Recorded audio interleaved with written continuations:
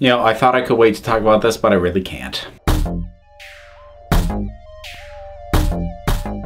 Spoiler warning, spoiler warning, spoiler warning. Game of Thrones, last episode, I'm bad, I'm bent, I'm broken. If you want my spoiler-free review, it's already up. I'm only talking spoilers on this. Now, when I did that review, I said that I couldn't talk about what happened at the very end of the episode that I didn't like because it was completely getting into spoilers, and that I'd probably have to save for my overview of the season that I do once all the episodes have aired. What I've come to realize as I've digested it more and I've watched the discussion around it happen is if I wait until then to talk about this, then it's going to be the only thing I talk about that entire video. I need to devote a video to just this so I can get it out of my system. And what I'm talking about, if you haven't figured it out already, is the Ramsay Sansa marriage wedding night thing. Now, if you remember my review of the episode, I had a ton of problems with this episode before that even happened. So the fact that I hate this episode was kind of a given even before this happened, but this was really the capper on the thing. And I said it already, I hate it. I hate it for a lot of reasons, but it's not a knee-jerk reaction of, oh, they raped a character, I'm never watching this show again.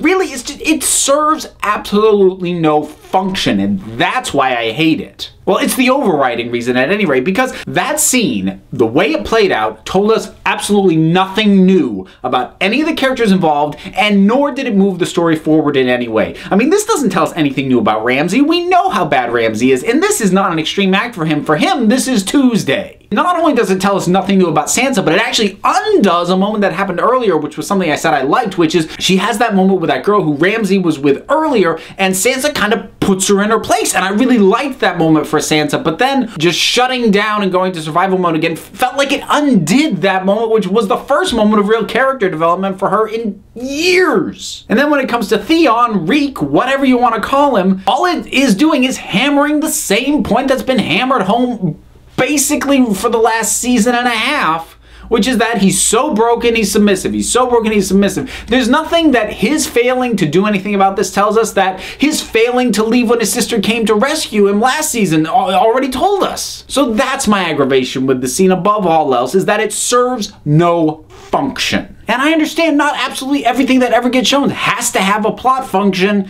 and move the story forward. It's better if it does, but you can have more superfluous things. But the thing is, that only works if what you're showing us, which doesn't move things forward, is somehow viscerally satisfying. A good action scene can be viscerally satisfying, even though it's better if it moves the plot forward. A great bit of dialogue between two characters can be viscerally satisfying if it's really witty or the interaction is funny. But in the case of this scene, if you found that scene viscerally satisfying, please take a careful look at yourself. Going back to what happened last season with Jaime and Cersei. Now, I didn't really like that either, but the reason I didn't like that had largely to do with it felt like it didn't have a lot of impact on the story, or any impact at all, really, so I just didn't see the point of it. So it's kind of the same issue here, but I've got a lot more problems with the Ramsay-Sansa thing. I kind of gave the Jaime-Cersei thing a little bit of a pass because I felt like there was a failure of execution. I felt like what they were going for was something more ambiguous, and they just messed up the execution. Now, what I cannot figure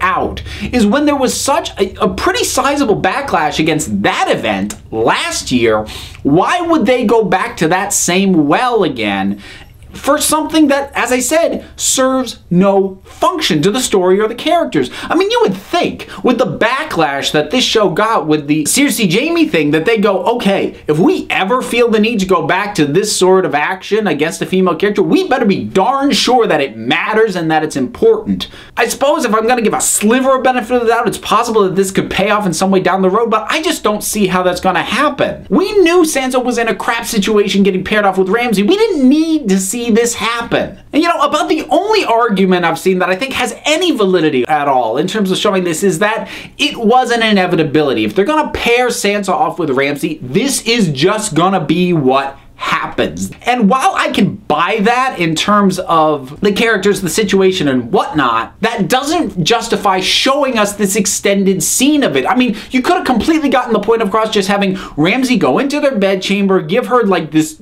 evil look, which he has a ton of. He's got a repertoire of them. And then we see the door close behind him, go to black. That's it. We know what's going to happen. We know it's bad for Sansa. You can imply some more specifics later on if you want, but we don't need to see it. And because it serves no function, because it tells us nothing about the characters and doesn't move the plot forward, it feels cruel. Now, this show can be cruel. I mean, the death of Oberyn was incredibly cruel, but it served a purpose. It was hammering home the theme of that episode, and it was a capper on what Tyrion had talked about before about there being no justice with the guy smashing the beetles. So it made a point stronger. It served a function. We talk about other cruel acts. Obviously, the Red Wedding completely rewrote the dynamic of the world as a whole, so that had major plot implications. Even going back to Ramsay and his torture of Theon, which I said before went on too long and outstayed its welcome for me, but at least I understood why it was there, because we'd never seen Ramsay before. This was our introduction to this character, so the extent to which he was prepared to torture Theon told us things about this character, so it served a purpose.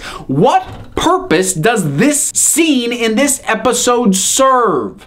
I can't find one. And it doesn't help that this feeds into just the feeling of gender inequity. And I'm not talking about in the world, I'm talking about in the show and the way it's presented. I talked a couple of episodes back about, I think it was the 3rd episode, there was casual female frontal nudity, but then in that same episode, they have 3 completely naked men, and the show goes out of its way to be sure it does not show their frontal nudity at all. And just the inequity of the way this is all being depicted is becoming kind of glaring. And I'm not even going to make the leap that I know some people already have made and are now making, that the show is inherently misogynistic. But I will say this, the events of this season so far make it harder to defend the show against those accusations than it used to be. So I think that's it. I think I've gotten everything out of my system. Now, I don't want to ask you your opinion on that scene or whatever happened, because I've seen how those conversations spiral out of control and I'm done with it. So instead, let me ask you this. How do you want to see Ramsay die? Because regardless of your feelings on this scene, I think we can all agree Ramsay is a really bad guy who deserves to die. So how do you want to see him get taken out? Whatever your preferred method of ending Ramsay's life is, drop something down in the comments and let's talk about it. Until next time, this council is adjourned.